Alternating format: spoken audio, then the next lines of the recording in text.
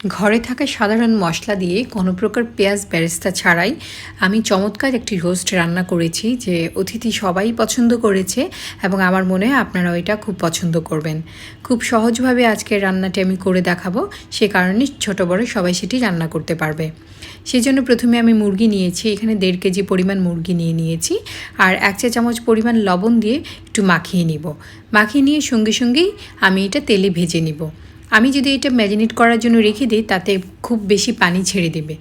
খুব সাবধানে এটা ভেজে নিতে হবে, কারণ একটু তেল ছিটকাবে।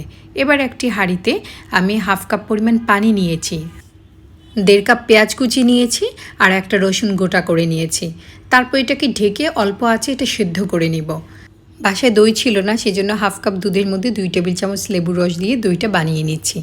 পেঁয়াজটা কিন্তু যথেষ্ট পরিমাণ সেদ্ধ হয়েছে, এবার এটা ব্লেন্ড করে নিব, তাতে করে কাঁচা গন্ধ থাকবে না। 1/2 কাপ তেলের মধ্যে কিছু গরম মশলা নিয়েছি, তেজপাতা, এলাচ, লবঙ্গ, জায়ফল আর 2টা দারুচিনি নিয়ে একটু হালকা করে ভেজে নিচ্ছি। এবার আমি আদা বাটা দিয়ে দিলাম 1 টেবিল চামচ পরিমাণ। তারপর সেদ্ধ করা যে পেঁয়াজ রসুনটা ছিল সেটা বেটে নিয়েছিলাম, সেই পেস্টটাও দিয়ে দিয়েছি। কিছুটা তেল দিয়ে দিচ্ছি খুব ভালো ফ্লেভারের জন্য। পেঁয়াজ ভালো করে কষা হয়ে গেলে 1.5 চা চামচ পরিমাণ লাল মরিচের গুঁড়া, ধনে 1 চা চামচ পরিমাণ, জিরা 1 চা চামচ, তারপর গরম মশলা 1/2 চা চামচ পরিমাণ দিয়ে দিয়েছি। লবণ দিয়েছি, আগে লবণ ব্যবহার করা হয়েছে সেজন্য বুঝিয়ে দিতে হবে। আমি কিন্তু কোনো প্রকার হলুদ ব্যবহার করিনি। তারপর 1/2 কাপ পানি দিয়ে খুব ভালো করে মশলাটা কষে নিব। তারপর চুলাটা বন্ধ করে মশলাটা কিছুটা ঠান্ডা হলে 1/2 কাপ দই দিয়ে দিয়েছি, যেটা আমি আগে লেবুর রস দিয়ে বানিয়েছি সেটা। ভালো করে মিশিয়ে নেওয়ার পর চুলাটা জ্বালিয়ে আবারও ভালো করে কষিয়ে নিব। এরপর ভেজে রাখা মুরগির মাংসগুলো এতে দিয়ে দিচ্ছি।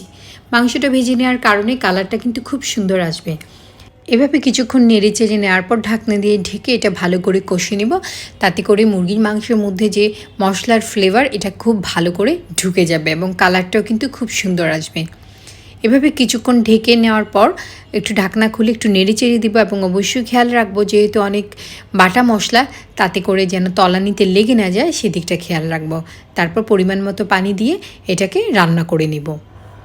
আপনারা চাইলে এই পর্যায়ে বাদাম বাটা কিংবা দুধও ব্যবহার করতে পারেন, কিন্তু আমি আর খরচ বাড়ালাম না, এভাবেই রান্না করে নিচ্ছি। মাঝে মধ্যে একটু ঢাকনা খুলে নেড়ে চেড়ে দিব। খুব বেশি সময় লাগবে না, যেহেতু মুরগির মাংস খুব সহজেই সেদ্ধ হয়ে যাবে। ঝোলটা কিন্তু ঘন হয়ে আসছে এবং তেলটা ভেসে আসছে। এখন আমি 1/3 কাপ গুঁড়ো দুধ দিয়ে দিচ্ছি আর সামান্য একটু গরম মশলা দিয়ে দিচ্ছি। যেহেতু গুঁড়ো দুধে চিনি আছে, আমি আলাদা করে চিনি ব্যবহার করলাম না। কালারটা এত অসাধারণ এবং ফ্লেভার সেটা তো বলার অপেক্ষা রাখে না। কয়েকটি শুকনো মরিচ দিয়ে দিচ্ছি, ব্যাস তৈরি হয়ে গেল। ভালো লাগলে সাথে থাকবেন আশা